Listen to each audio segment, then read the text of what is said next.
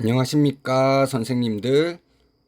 다문화 학교 폭력 인성교육 저희 7주차 강의입니다. 1교시 시작하도록 하겠습니다. 지금 사회 속에서는 이제 위드 코로나 논의가 조금씩 시작되기도 할 만큼 여러 가지 변화들이 들이닥치고 있고 학교 현장에서도 혼란스럽고 힘든 점이 많으실 것 같습니다. 그런 와중에도 이렇게 대학원 강의 수강하시느라 굉장히 선생님들 고생이 많으실 것 같고요. 저희 이번 학기 강의도 거의 절반 정도 달려오고 있는 것 같습니다. 다문화라고 하는 첫 번째 주제를 마친 이후에 학교 폭력이라는 두 번째 주제와 관련해서 선생님들께서 실제 학교 현장에서 학교 폭력에 대한 직접적인 내용에 대해서 너무 잘 알고 계실 것이기 때문에 그 폭력이라고 하는 것과 반대 개념인 평화에 집중해서 평화 교육은 어떤 것인가 라고 하는 내용으로 지난주부터 두 번째 주제 시작되고 있습니다. 이번 주에는 평화 교육과 관련해서 두 가지 정도의 주제를 다루어 볼까 생각하고 있거든요. 우선 첫 번째는 평화 교육의 민감한 이슈들이라고 하는 내용입니다. 이런 이슈들에는 다양한 내용들을 포함하고 있기 때문에 분량이 조금 많기 때문에 한 교시의 강의만 가지고는 충분히 하기가 좀 어려울 것 같고요. 이 주제를 가지고 이번 주는 1교시, 2교시, 2교시 정도 진행을 하면 되지 않을까 그렇게 생각을 하고 있습니다. 본격적으로 첫 번째 주제에 들어가는 것에 앞서서 저희 다음 주는 8주차 중간고사 기간이잖아요. 중간고사를 별도로 실시하지 않는 관계로 대체 과제물을 선생님들께 부여해 드렸다고 말씀드렸습니다. 저희 E클래스 과제 메뉴에 올라가 있고요. 동서양 고전 가운데 하나를 선택해서 인성교육 관점에서 서평을 작성하시는 것이고, 다음 주 저희 중간고사 기간 끝까지 제출을 해주셔야 되겠습니다. 지금 한 분 정도 제출하셨더라고요. 다른 선생님들께서도 제출 일정 착오 없으시기 바랍니다. 자, 그러면 평화교육의 민감한 이슈들이라는 내용으로 본격적으로 들어가서요. 첫 번째 작은 주제는 프로파간다인가 아니면 정보 제공인가 라고 하는 내용입니다. 프로파간다라고 하면 의식적으로 선전의 도구로 활용하는 것들을 프로파간다라고 표현을 하잖아요. 평화 교육자들이 간혹 학생들을 의식화시킨다는 비난을 받기도 한다고 합니다.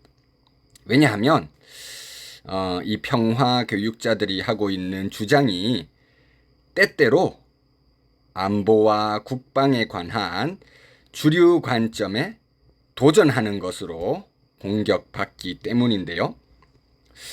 이렇게 평화 교육을 비판하고 있는 사람들은 평화 교육자들이 인류가 직면해 있는 폭력 문제에 대해서 객관적으로 제시한다기보다는 수사학에만 집중하고 평화나 폭력에 관련된 한 가지 측면만을 제기하기 때문에 학생들에게 어떻게 보면 자신들의 입장을 주입한다고 주장하기도 합니다.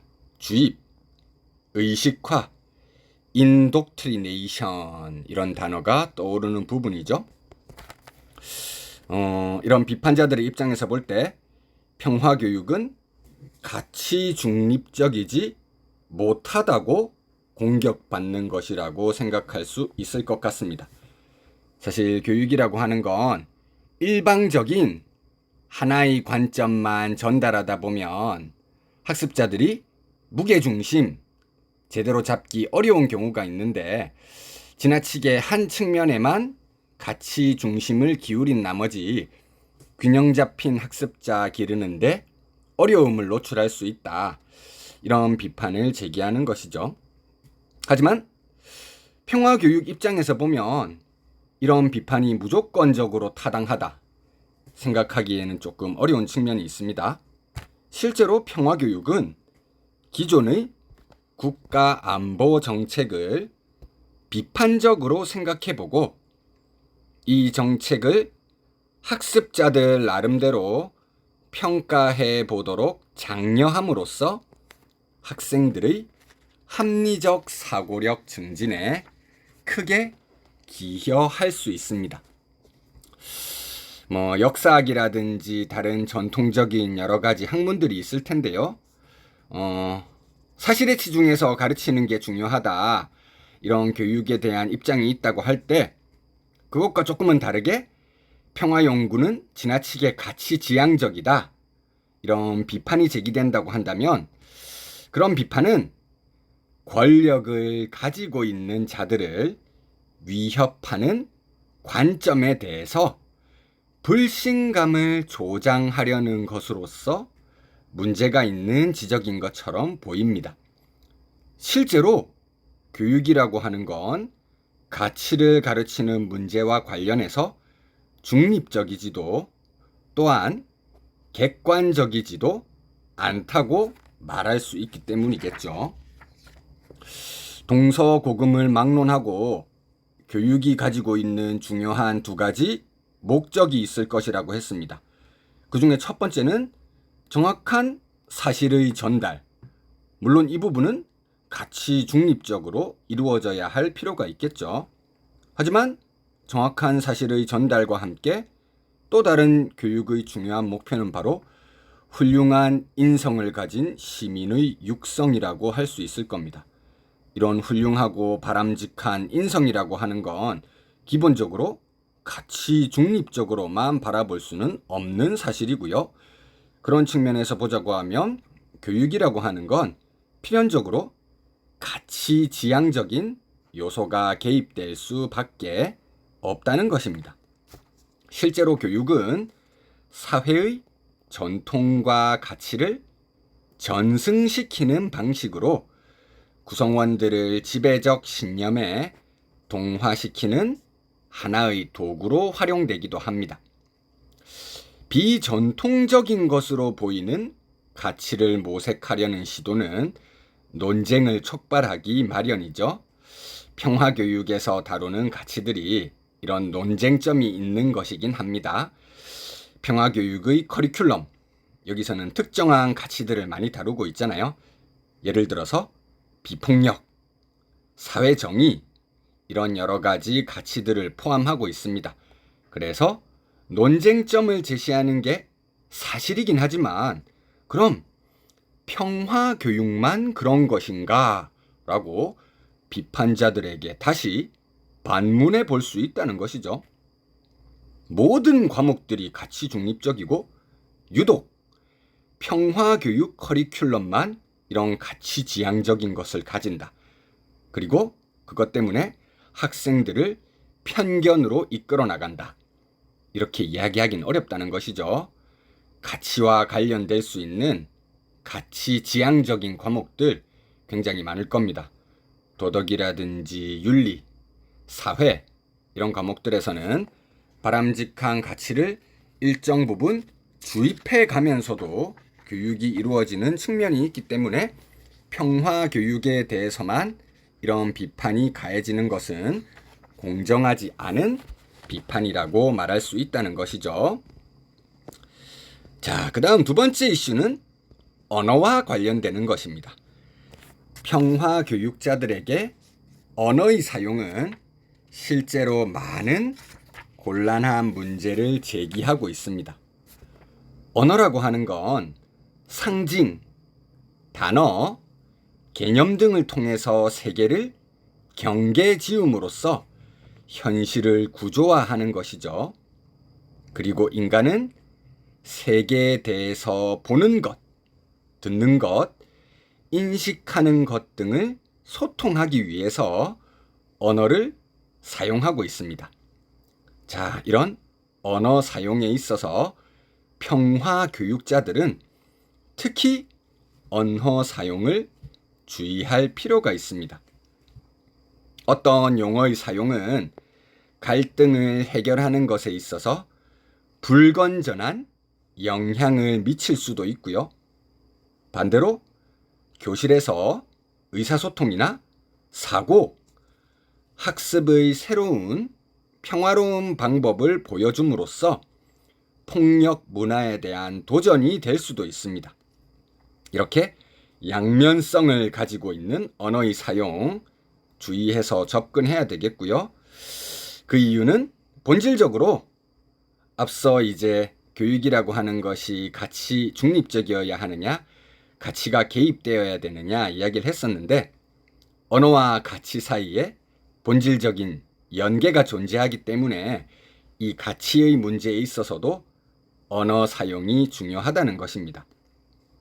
자, 문화의 전반에 걸쳐서 그리고 특히 학교 현장 속에서 사용되는 언어의 패턴은 폭력을 용인하고 지지하고 있는 것처럼 보입니다. 학교 현장이라고 제가 이야기했습니다. 교실 수업의 장면뿐만이 아니라 학교에서 일어나는 여러 가지 경험들은 학습자들에게 큰 영향을 미치죠. 교사가 없는 쉬는 시간이나 점심시간, 학생들 사이에 언어 사용 또한 이런 영향을 줄 수 있겠죠. 특히 학습자들 사이에서만 일어나는 언어 사용의 패턴은 굉장히 폭력적인 것이 많겠죠. 내 책을 잃어버리면 죽여버릴 거야. 혹은 말하는 것보다는 주먹으로 앞서는 게 오히려 문제 해결에 도움이 될 수도 있다. 이런 식으로 공공연하게 사용하는 학생들 언어 사용 보면 그 표현들이 오히려 폭력적 행동을 강화하고 있는 것처럼 보입니다. 그렇기 때문에 평화 교육자들은 실제 우리 사회 속에서 폭력 문화를 창조하고 있는 언어적인 수단들을 파헤쳐야 되는데요.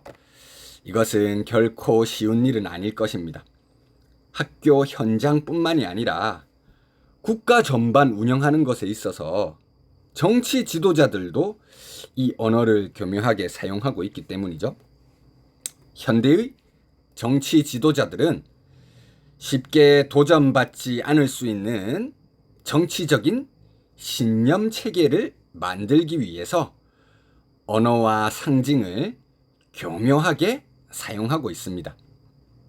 정치 지도자들은 자신들의 행동을 공정하고 정당한 것으로 내세우고 매스미디어를 이용해서 위협의 그림을 그리면서 법과 질서를 보존하기 위해 불가피하게 대규모 군사력이라든지 경찰력이 필요하다는 식으로 세계를 묘사하고 있습니다.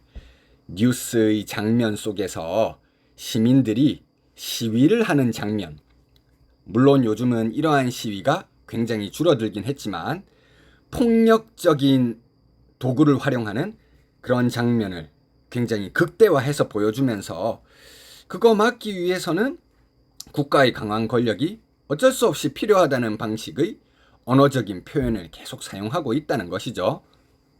폭력을 막기 위해 또 다른 폭력이 필요하다는 방식의 언어 사용, 국가 차원에서 매스미디어를 활용해서 시민들에게 주입하다 보면 특히 어린 연령에 있는 학습자들은 이런 폭력이 정당하게 사용될 수 있는 거라고 잘못된 생각할 수 있는 그런 안 좋은 계기가 될 수 있다는 것이죠. 그렇기 때문에 평화 교육자들은 학생들이 폭력을 조장하는 언어를 재평가하고 기존의 군사 구조를 지지하는 안보, 권력, 지배와 같은 개념 속에 내재해 있는 주장들을 재평가하도록 도움을 주어야 합니다. 저는 중학교에 있다 보니까 이제 중학교에서 저희 2학기 처음 들어오면서 도덕 2학년 과목에서 가르쳤던 단원이 북한과 통일에 대한 내용이었습니다. 북한과 통일에 대한 내용을 하다 보면 필수적으로 안보에 대한 내용들이 많이 다루어질 수밖에 없거든요. 하지만 교과서 서술을 살펴보면 제가 초등학교 시절, 저는 물론 국민학교를 나왔지만요.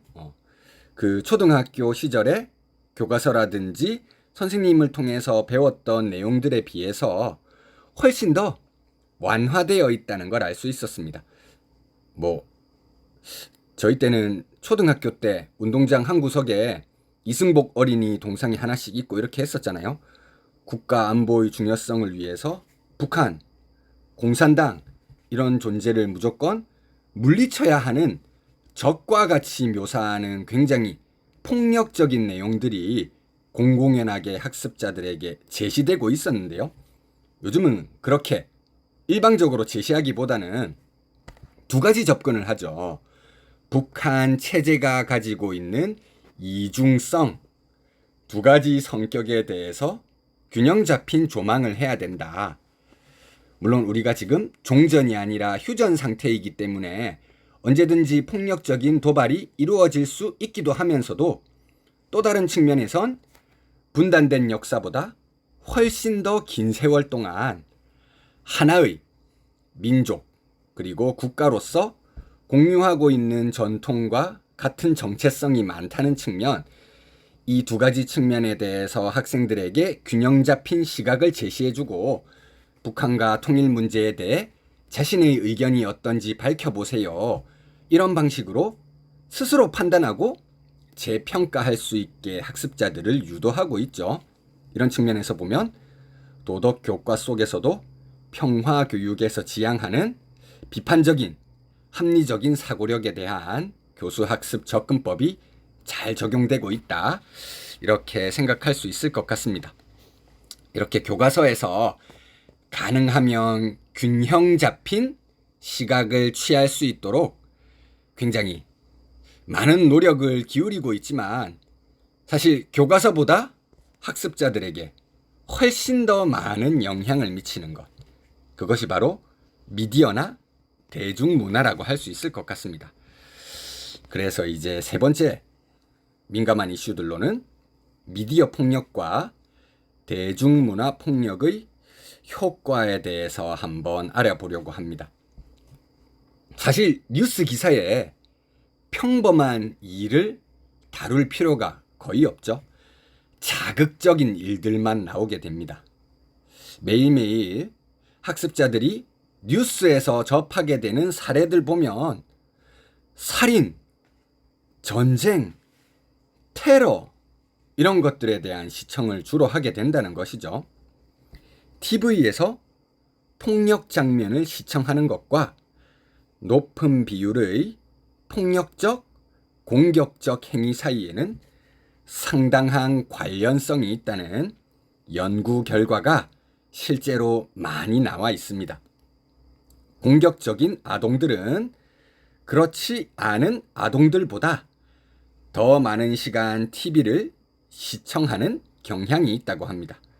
이러한 사실은 단기적 혹은 중장기적으로 다시 아동 학습자들의 행위에 영향을 미칠 수가 있겠죠. 심리학 분야에서 어떤 연구 결과에 따르면 8세 정도 나이, 이제 초등학교 아주 저학년 정도 되는 나이라고 할 수 있겠죠. 이런 아동들이 TV의 폭력물에 노출되는 경우에 20년 후, 상당히 이후이죠. 성인 20대 거의 후반 정도 되는 건데요. 그때 반사회적 행위라든지 폭력적인 공격성, 그리고 가족 관계에 있어서 배우자를 구타한다거나 아동을 학대한다거나 이런 행동을 하는 가능성이 훨씬 높다. 이렇게 알려져 있다고 합니다. 장기적으로 보았을 때도 그렇고요. 실제 학교 현장에서 폭력적인 장면 시청하고 나서 그걸 그대로 학교에서 모방해서 행동하는 경우도 있기 때문에 단기적으로도 학습자들에게 큰 영향을 미친다. 이렇게 이야기할 수 있겠죠. 한국을 포함해서 사실 전 세계 매스 미디어가 발달해 있는 사회의 모든 사람들은 폭력적인 장면 여기에 일정 부분 중독되어 있는 것 같습니다. 잔잔하게 흘러가는 그런 장면의 프로그램들 보면 우리는 리모컨을 돌리게 되잖아요. 그 리모컨 돌리는 걸 방지하기 위해서 미디어의 제작자들은 그 속에 자극적인 장면들을 포함시킬 수밖에 없습니다. 어떤 연구 결과에 따르면 최소한 60% 정도 TV에서 방영하는 프로그램의 60% 정도 이상이 폭력적인 장면을 포함시키고 있다고 합니다. TV뿐만이 아니라 영화와 같은 것도 요즘 학생들이 흔히 보는 히어로물 이런 데서도 폭력 문제에 대해서 폭력으로 해결하는 그런 슈퍼 히어로들이 나오고 관객들은 거기에 열광을 하고 있잖아요. 우린 실제 폭력적 이미지에 굉장히 익숙해지기도 했고요. 최근으로 보자면 우리나라 문화가 전 세계적으로 인기가 있어서 긍정적으로 평가할 수 있는 측면이 있기도 하지만 넷플릭스에 스트리밍 되고 있는 이제 오징어 게임이라고 하는 유명한 웹 드라마가 있잖아요. 주제 자체가 굉장히 폭력적인 것이죠. 여러 참가자들이 이제 상금을 걸고 생명의 위협이 있는 게임에 도전한다. 생명을 빼앗기면서까지 돈을 벌기 위해서 사람들이 경쟁해 나가는 것. 전 세계 사람들이 여기에 열광하고 있다. 모든 사람들은 폭력에 중독되어 있는 것이 아닌가 이렇게 생각해 볼 수 있는 대목인 것 같습니다. 실제 저희가 어린 시절 이럴 때 보면 TV에서 그렇게 폭력적인 장면들이 많이 나오지는 않았던 것 같아요. 거기에 비해서 현대 사회는 폭력적인 이미지에 굉장히 익숙해지게 되었고 그러다 보니까 폭력이 미치는 영향에 대해서는 보다 둔감해지게 된 것 같습니다. 그러다 보니 오히려 더 많은 폭력 장면을 바라게 되는 사회가 되었다. 이렇게 말할 수 있을 것 같습니다. 어떤 자극을 경험하게 되면 그 자극 수치가 강해지지 않으면 우리가 거기에 둔감해져서 일정 수준 넘어가지 않는 데 대해서는 관심을 보이지 않게 되는 것이기 때문일까요? 이런 측면에서 봤을 때 미디어에서 폭력이라든지 대중문화에서 보여주는 폭력이 평화 교육에 있어서 가지는 함의는 엄청난 것이라고 말할 수 있을 것 같습니다. 학교에서만 해결하기 어려운 측면이라는 걸 우리가 알 수 있는 부분이죠. 그렇기 때문에 아동의 부모 그리고 교사들이 함께 힘을 모아서 작업하려는 노력이 배가 되어야 할 것 같습니다. 예를 들어서 미디어, 영화, 인터넷 등을 통해서 아동이 폭력물에 노출되는 기회를 줄여야 할 것입니다. 이것을 위해서 제도적인 장치 같은 것도 마련되어 있죠. 집에서 이제 TV라든지 인터넷 일정 수준 미치지 못한 아동 그런 연령의 사람들이 접근하려고 하면 접근을 방지할 수 있는 그런 프로그램들이 마련되어 있잖아요. 이런 제도적, 프로그램적 마련도 반드시 필요할 것 같습니다. 그래도 이제 미디어에 익숙한 저희 학습자들은 성인 이용자들보다 훨씬 더 능숙하게 그것을 우회해서 미디어를 접근하기도 하잖아요. 그렇기 때문에 이런 제도적 노력만 가지고는 조금 부족할 수도 있기 때문에 학생들에게 이제 조언이라든지 권고가 필요할 수 있겠죠. 그리고 매스미디어에서 이런 폭력이 제공된다면 폭력과 반대될 수 있는 다른 장치의 마련도 필요하겠죠. 매스미디어의 시사란이라든지 여론란에 평화를 조장하고 폭력적인 장면 줄일 것을 요구하는 일종의 소비자 캠페인 같은 정치적 행위를 펼칠 수도 있을 것 같습니다. 그리고 직접적인 교육이 할 수 있는 역할이라고 한다면 학생들 스스로에게 자신들의 소비 패턴이라든지 폭력적 영상물의 증가 이 두 가지가 별개인 것이 아니라 관련성을 맺고 있다는 사실을 가르칠 필요가 있을 것 같습니다. 자, 저희가 지난주에 이제 폭력 접근하는 방법, 평화교육의 접근하는 방법 중에 가장 넓은 범위의 접근법 이야기하면 자연 속의 인간 말고 또 다른 존재들, 그들에 대한 평화적 처우, 자연과 공존하는 방법에 대해서도 가르쳐야 된다고 했었잖아요. 지금 현대인들의 소비 패턴을 보면 너무 자연을 파괴하는 방식의 소비가 많이 이루어지고 있는 것 같습니다. 코로나19 바이러스가 이것을 더욱더 조장하고 있는 것 같긴 한데요. 사실 요즘 배달 음식을 많이 시켜 먹으면서 일회용품을 많이 소비하는 문화가 극대화되어 있잖아요. 이런 소비 패턴이 자연에 대한 엄청난 폭력과 연결될 수 있다. 이런 식으로 관련 지어주는 활동도 학습자들이 미처 몰랐던 걸 경각심을 길러주는 하나의 계기가 될 수 있다는 것이겠죠. 자, 이 정도에서 세 번째 이슈까지 다루어 보았고요. 잠시 쉬셨다가 네 번째 이슈를 이어서 다루어 보도록 하겠습니다.